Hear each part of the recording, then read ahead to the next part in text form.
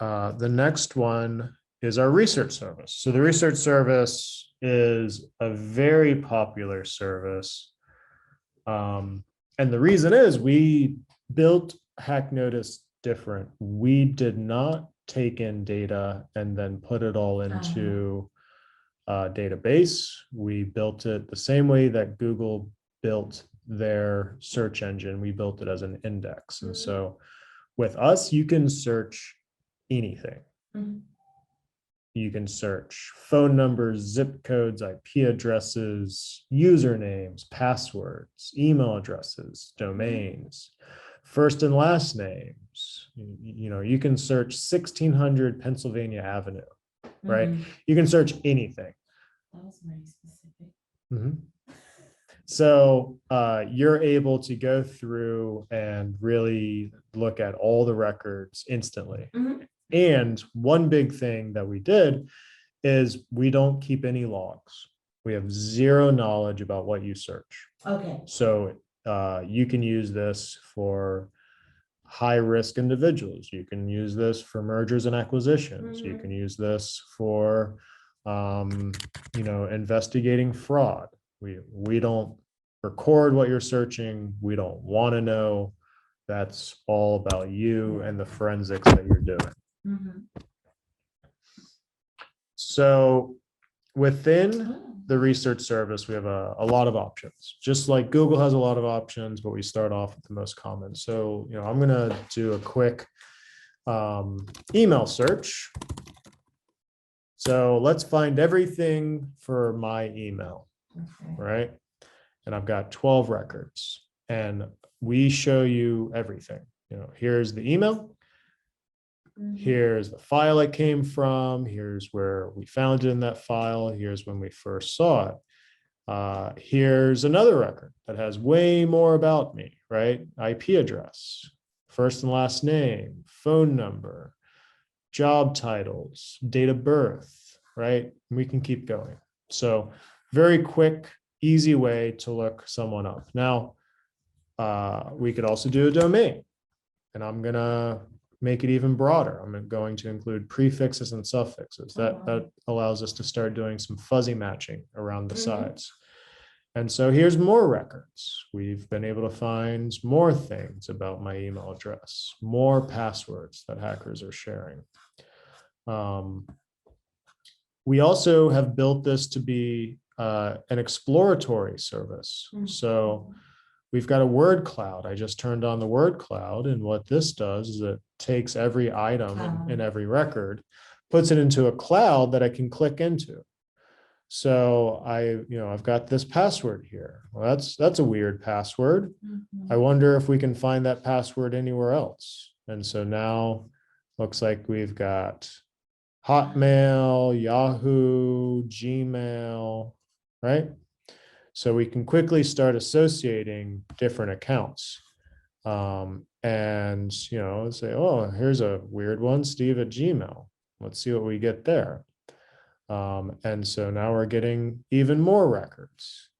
And so we can keep going and going and going and investigating, emails, passwords, usernames.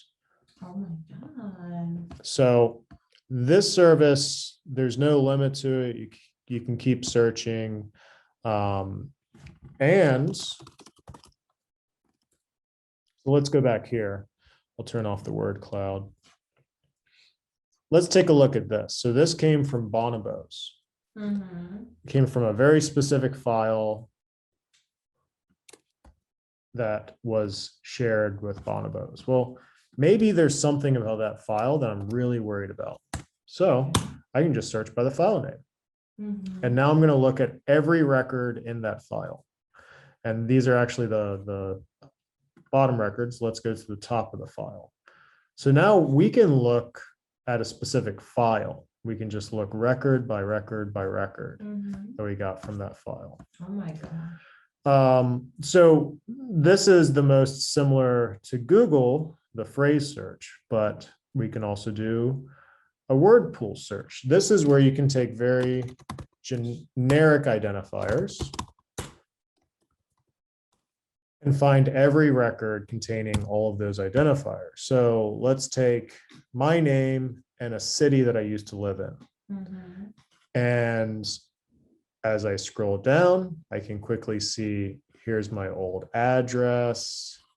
If I keep scrolling, I'll find other people that live at that address, parents' names, family names, old phone numbers.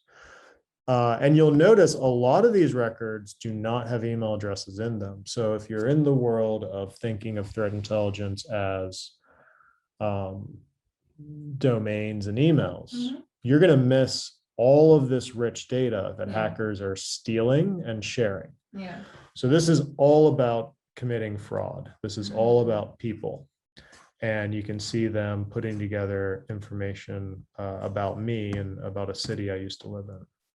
What if somebody's a serial killer Mm-hmm. and they have access to this research? So they wouldn't have access to this research. Who has? Not from us. Only security teams Okay. that are vetted by us get Okay. access to this. Yeah, I was like. Yeah. No one can just sign up for this. Okay, got it. Yeah. I was like. So we'll sell this to like the state of North Dakota, Okay, but we won't sell this to like Bob off the street. yeah, Yeah. yeah. So we also have the ability to do hash-based searching. And this will be important when I go over our end user service as well. Mhm. We have the ability to search for items that we have no idea what they are. Mhm. So let's take, here's a common username that I'll use, right? sthomas85.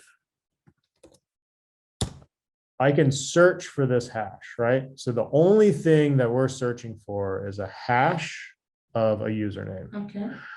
And I'll go over that in more detail in the next service. But the point is that you can search our entire index Mhm. without even telling us what you're searching for. So here's sthomas85, sthomas85, you're able to really dig in and find records, but without ever exposing what you're looking for.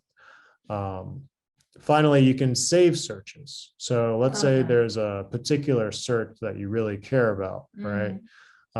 Then you can save it and then you can run it. You can even set up a job to run it daily, weekly, monthly. Right, so Oh, that it keeps mhm. updating. Okay. And all this is available through our API as well. Mhm. So, you can take a lot of these tools, plug them directly into Splunk or Multigo or any of the other internal SIM devices, and just augment Mhm. all the data you have, Mhm. right? So this is great for existing companies that need to add in threat intelligence to what they're already doing. Okay. I'm a little confused